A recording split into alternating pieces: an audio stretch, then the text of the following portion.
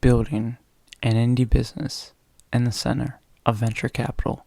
I am Alex Edmonds, also known as SupremeRumHam on the internet, and this is the Building an Indie Business podcast. Okay, so today I'm going to be talking about the revenue calculator that I built.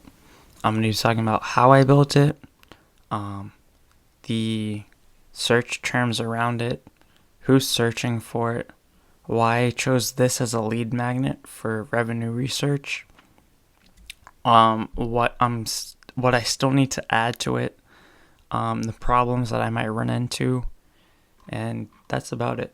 So let's get into it. So I built this in, first of all, JavaScript, CSS, HTML, vanilla.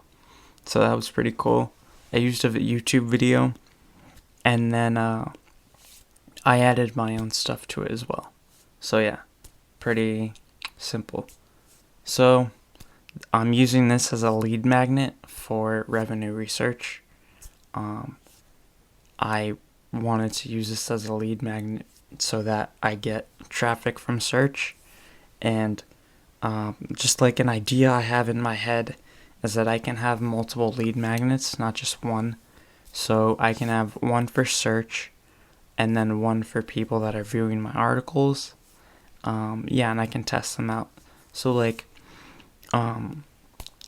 so I chose to title the revenue calculator as total revenue calculator because total revenue calculator gets 1,600 searches a month. So I might be able to rank quicker for that search term than revenue calculator, which is 6,600 searches a month, but I can still rank for revenue calculator, right? So because that has a great amount of searches, or like a decent amount of searches, that I can rank for that that word, that phrase. That's why I'm doing this one as my lead magnet for search. I'm still testing out my lead magnet for the other people, the people that find my articles. So yeah, right. So who do I think is searching for a revenue calculator? What I'm hoping it's creators that need to monetize, need help monetizing their content. I looked it up, and right now, revenue calculator, it's a little bit students at the bottom of the page, and then it's it's creators, and then there's the middle where it's business owners. So I don't know if business owners is people that own a bakery or people that have a website. So that might make a difference right there, right? So if I start getting views and those people don't sign up, I'm gonna have to change the I'm gonna have to change the calculator. Or if I get signups but those people unsubscribe when they get the first newsletter, that's another thing. My thought would be to change it to an investment calculator because I want to target business owners and investors. So that's what I can do. Angle it in terms of investment. I could do a capital gains or maybe a profit calculator, or I can just change my audience altogether and target those early retirement people, the financial independence, retire early people, FIRE as they're known as. That's something to think about. I could change the content to be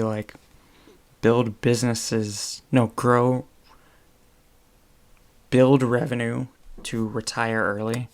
That's something I could, and then this is how this industry makes revenue, and you can do this too, right?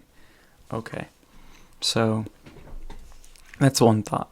So, in the lead magnet episode, I talked about 10 different lead magnets. So why this lead magnet? Interesting question. Mostly because this has decent traffic.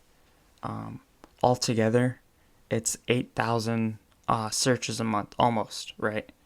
15 plus 66, right?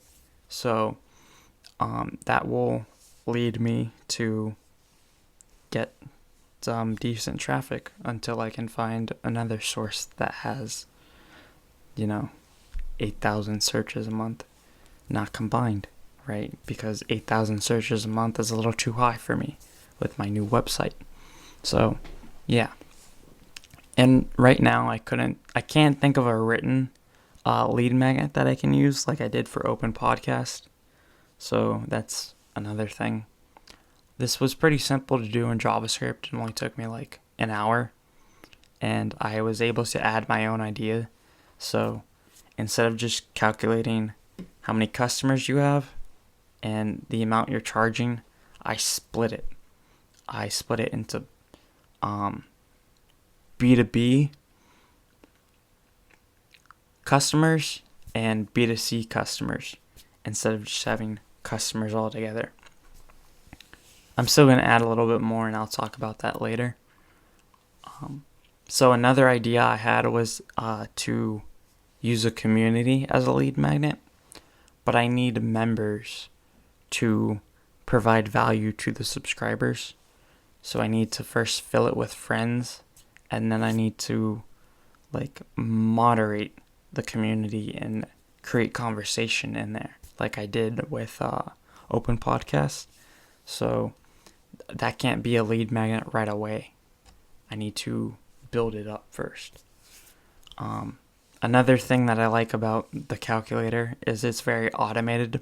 It's one and done. I don't need to change anything once the full product is built.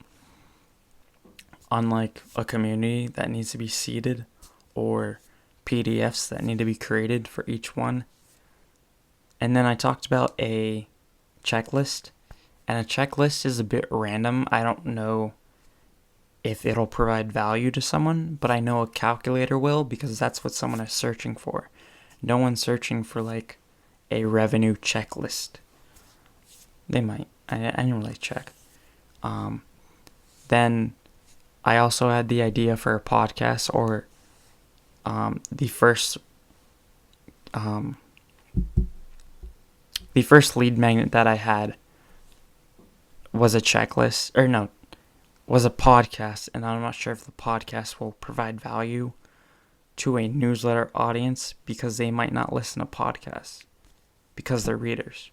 Okay. So what am I going to add next? I want to add an MRR calculation. I didn't know if I had the right acronym. I get MMR and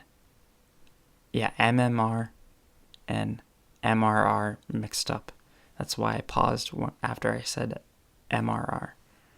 So monthly recurring revenue calculation. And the reason, or how I'm going to do this, is I'm going to divide the total amount that they get by 12. Yes.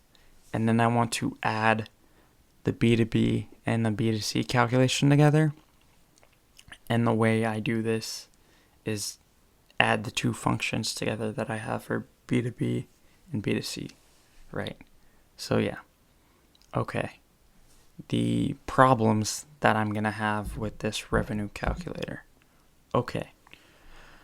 It's going to take some time to pay off. This is very SEO reliant, and SEO kicks in about 4 to 6 months. And I've had the domain of revenue research since about October, maybe late September. So that leads me to March, where the the SEO will kick in definitely, right? Okay, so my next problem is that people that are searching for the revenue calculator might not have the interest in the content and they only want the calculator. So that way I will not be getting a lot of subscribers and it'll be a waste of time.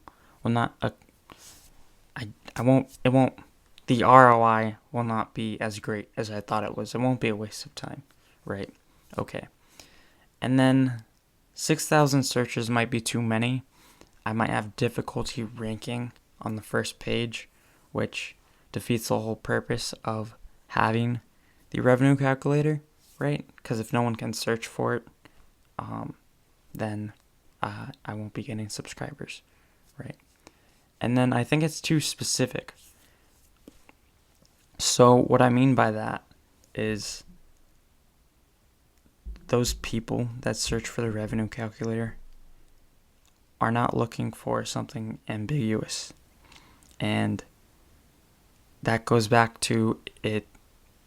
People might only have an interest in the calculator, not the content. They might just bounce once they get the calculator, not even bother subscribing, right? Another problem I have is that students might be looking it up, and that's not my audience. So when I went to the bottom of the first page of a revenue calculator, I noticed that there was like some things about like classes or different types of calculators for students. So that might mean that students are looking it up for their classes. I don't know. But that's not my audience, so that's a bummer.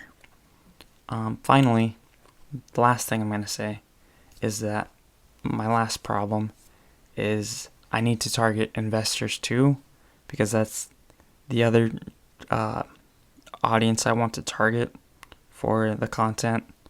So I need to figure out how I can also target investors through a total revenue calculator, or just like how to word it for investors, you know? So, yeah. Okay. Thank you for listening. Have a nice day. Bye.